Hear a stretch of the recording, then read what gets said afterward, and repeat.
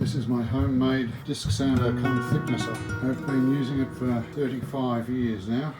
Basically, it consists of a chipboard pulley,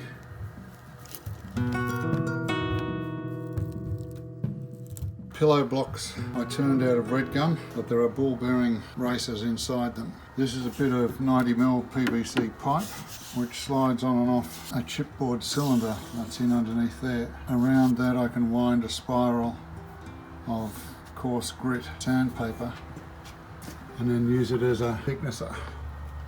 So this bed on the thicknesser rides on two wedges, opposing wedges. There's a wedge there and one on this side as well. You see the cobwebs in there, the spiders have moved in. And then this threaded rod moves the wedge in and out. So if you push that in there, you can see the wedge going in. And that screw gives me a fine tuning on the thickness. As I wind this tight, pulls that wedge and that slider in and raises the bed. Here's another view of the pillow blocks. You can see they're just red gum. I turn them on the lathe inside and then cut them in half on the bandsaw. It's driven underneath by an old washing machine motor. It goes up and drives that pulley that I showed you before. There's a spring here, so the tension of the belt is really just governed by the weight of the motor. It's on a hinged platform down here, and you can see that provides the tension on the belt.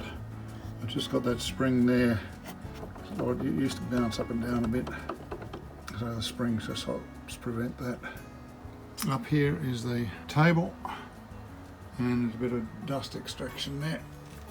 The disc is just a piece of chipboard put onto a red gum hub which has been turned out, and that's just got three self-tapping screws holding it into the metal shaft. It's a 1-inch metal shaft. It's a bit of old car axle in there, and there's another red gum hub on the other side with three self-tapping screws holding it onto the hub. That's just the locking device for the PVC pipe, so it doesn't slip on the drive. Board here raises up and down with those wedges that I showed you before. You get right down to veneer thickness just about underneath. Very old school switch.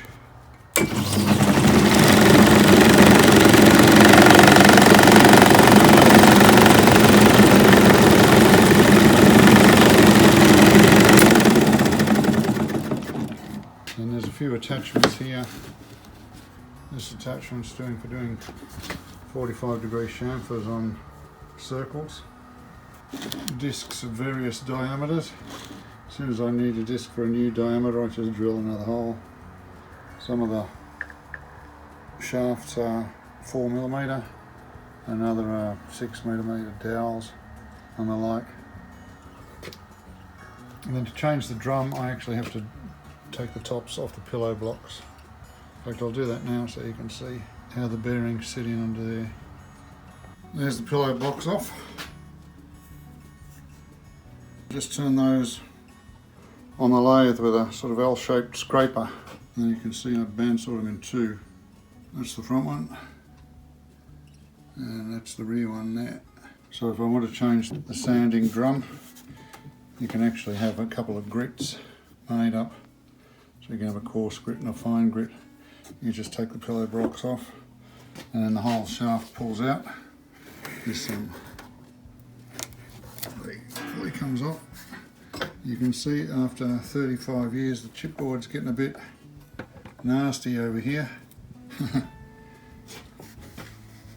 Anyway, that'll just lift up now. There's the chipboard disc. I just put that on. It was a little rough, but I trued it up with the scraper once it was turning. I can now slide this off. You can see I've got a paper shim on there just to stop it from rattling a bit. And then this is a whole series of chipboard discs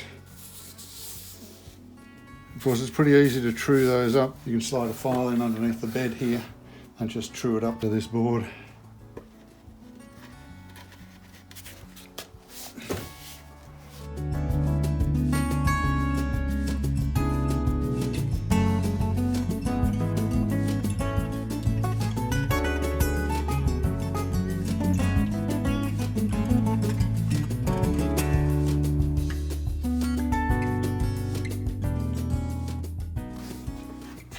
Here's the stand.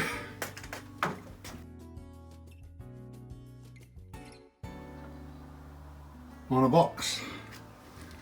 And the box has a bit of a secret in that if you press this lever down here and hook it underneath to the left, and it's on wheels and you can actually move it around. When you got it in the spot you want it, you can just push that across and it drops it on the ground and it's stable, it doesn't roll around. Accessories box, all sorts of things. Circle cutting stuff. There's a spare drum, an old drum. You can see how the spiral fits. These are the best things to use. I just use a bit of contact adhesive. When I take it off, a bit of heat and a bit of Kero. Another 45-degree jig. Sits on the bench like that. And you can slide up and down and get nice 45s out of it. An accessory for truing up the end of a pen. Just working on that. So that's it. Quick tour of the disc and drum sander.